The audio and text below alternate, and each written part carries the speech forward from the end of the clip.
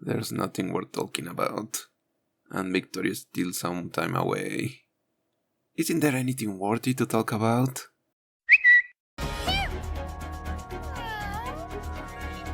Why hello there.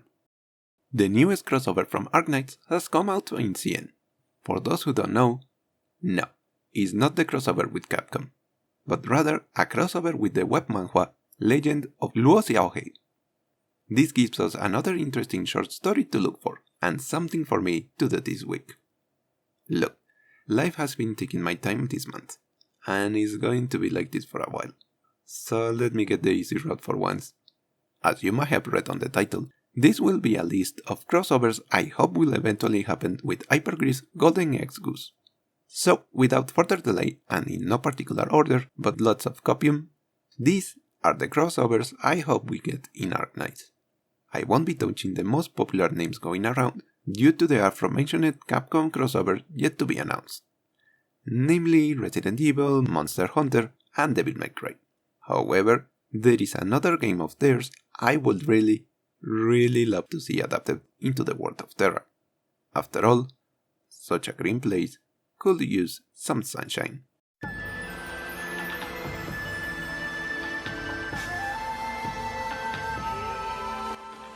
I have been a huge fan of Okami since release. The art and take of Japanese mythology was really fresh back then. A pity it came out in Capcom's Dark Ages, where projects and games just got axed because they didn't sell millions in day one. Pretty much what EA has been doing for the past decades. Amaterasu, Ami to her friends, is a surprisingly expressive character despite not uttering a single word in the whole game, showing to be snarky, brash, and even a bit rude to her enemies, and Izun, but kind, helpful, and loving to her allies, and sometimes Izun. So if anything, she could be personality-wise not too dissimilar to Blaze, a big sister everyone can rely on and get things done, and because of her loadout, she could easily go on different roles. Her glaives could place her as a guard, her beads as a sniper, and her reflectors as a defender. Not to mention her cream and butter, the celestial brush, will also make her eligible for a caster. But you might be asking, how could she become an operator when she clearly isn't human? Well, so was the case of Q and Luo. Unlike Team Rainbow, they are not isekai'd into Terra. They have always been here, and having seen so many deities roam around this world, what is one more from Higashi? Personally, I would love to see Ami join ranks with Rose, and more than that, I would love to finally give her a boy. And who knows, Capcom seems to be getting their act back together, so hopefully we will see more of my second favorite sun deity in the future. My rating for this one's possibility will be a whole seal of hopium out of 10.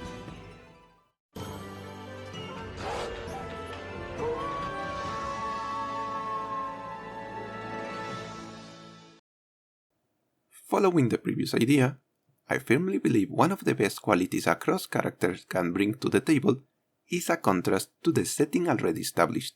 Just as Ami could be a literal sun for the land of Terra, we could also get someone whose whole existence centers about bringing light to others, with a big smile, a big heart, and an even bigger key.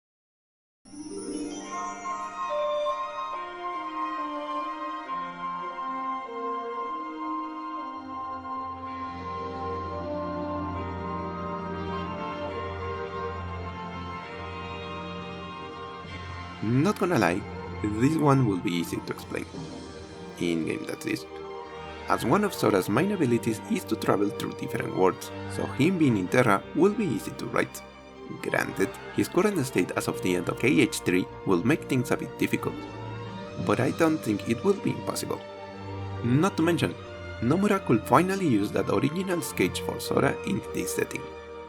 Given his moveset, he could easily fit as either a Lord or an Arts Guard, with him changing Keyblades with each of his skills. His bright personality will be something interesting to see while interacting with the grisly setting of Arknights. The contrast of perspective could bring some debacle regarding how far are Asians willing to go for their ambitions. If anything, the most difficult things for this to work will be the mouse's approval.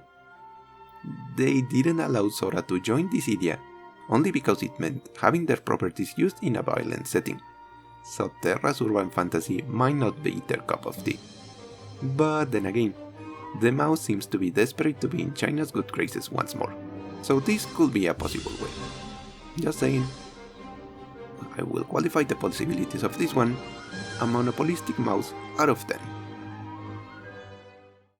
But what about one of Terra's more profitable factors? Their style. There is a reason most of their skins are big hits with the community. The fact they can have so much drip despite living in such a dreary world is an achievement in itself, proving that no matter how desperate things might look like, there is always room to look good while fighting from the shadows. So how about adding a group who pretty much redefined style for gamers all over the world, while also stealing their hearts?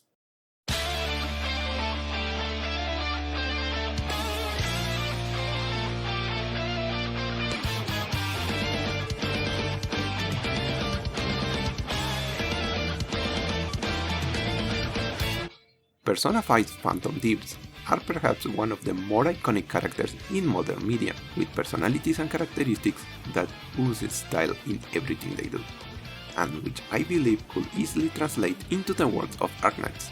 The reason for them arriving in Terra has already been seen and explained in the Q spin-off series. As a matter of fact, the Phantom Thieves visiting other realms has been a constant in many games of various styles and genres, so they passing by roads wouldn't be that much of a stretch.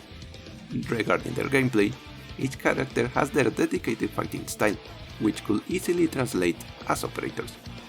To name a few, Morgana could be a healer, Queen a brawler, Panther an instructor or a sniper, Sophie a binder, and Joker could easily be an executioner. I mean, he wouldn't look out of place besides Red and Phantom. The latter could even be an honorary member of sorts. There is a lot of room for possibilities and banter between the thieves and our operators, and it will be even more interesting to see how will they fit into ancient society. I mean, Panther already has the failing quota field, so what will Joker use? An Anati? Or maybe go with an Arsene-inspired Liberi? Whatever the case, if they could appear in Terra, I have no doubt they will take the world by storm, and everyone's wallets well added. I will qualify this one an evil god out of 10. We have been in Japan for a bit too long in my opinion, so why not try a game from somewhere else? From the faraway land of Canada.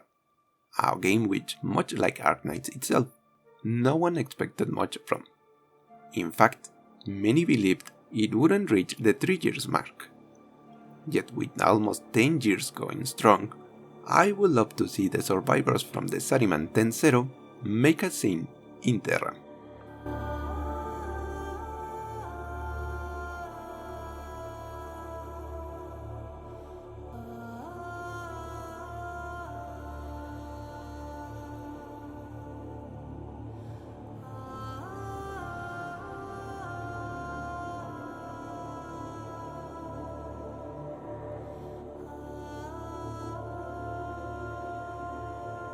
This one will be very difficult.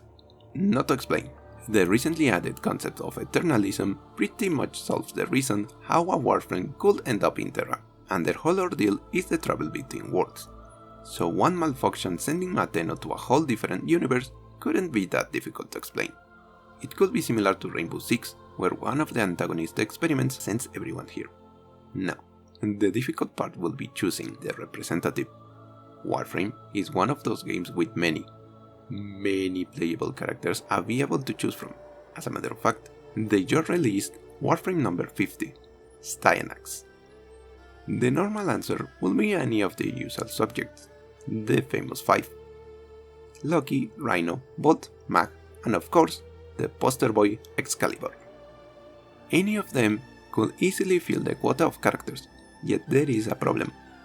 With the exception of Excalibur Umbra, Warframes do not communicate in any way. In fact, they don't move when out of combat, which will make writing interactions a bit stiff. So since I already have the right to dream this up, I might as well choose how this could be solved. None. We will go with a different route. Oh, the Warframes will be deployable, but they will not be the main characters, as in their source game, Warframes are nothing but suites used by the operator, yes, the same name as our units, who chooses the best one for the respective mission at hand, or personal preference, because through the meta, these operators can be the main character, with a little extra help from other members of the cast, like Darbo, the sly but loyal merchant, or Clem, the community's mascot with a panache for violence. Or if we go the extra mile, we can go with Cal176, who isn't even a year old and has already won the community all over. This way, we can have a more defined story and a more diverse cast. As for the Warframes themselves, they could still be usable, as the operator's skill. Depending on what's needed, a Warframe will appear in the field, do their thing, and then retreat. Not different than a summoner specialist. If anything, I would love to see both Irene and Mesa being deployed at the same time, and then spin all over their enemies. I will grade this one a gallon of greedy milk out of 10. While none of these entries have any value over the others, this one is one I really hope we get to see one day. Mostly because the world seems to be made for it, but also because this is the individual who made me look at video games as more than just hobbies, but as a legit form of art and philosophy. The one Arknights crossover I want the most from the bottom of my heart is not with any specific game on itself, but with a man whose name is synonymous with boundary pushing and gaming itself. Ladies and gentlemen, without further ado, Hideo Kojima.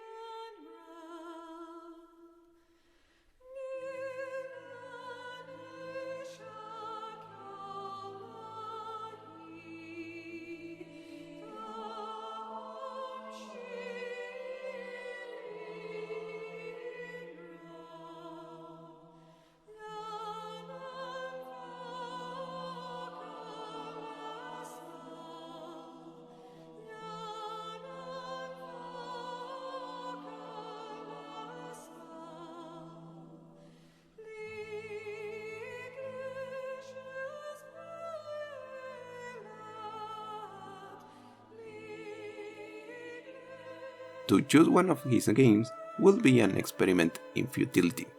Either a cyberpunk detective, a zombie delivery man, a revenged cyborg, a grisly spy, or a downright original character. The realm of Terra is made for Kojima to run wild with the concept and deliver one philosophical bomb to his players.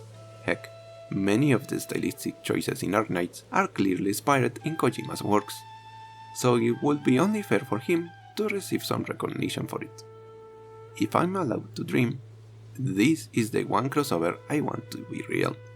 Granted, the plot will be very complex and hard to read.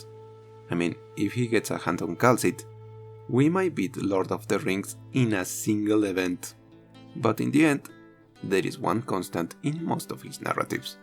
War is hell, existence is difficult, and mankind can't always be trusted. And yet, life is worth living.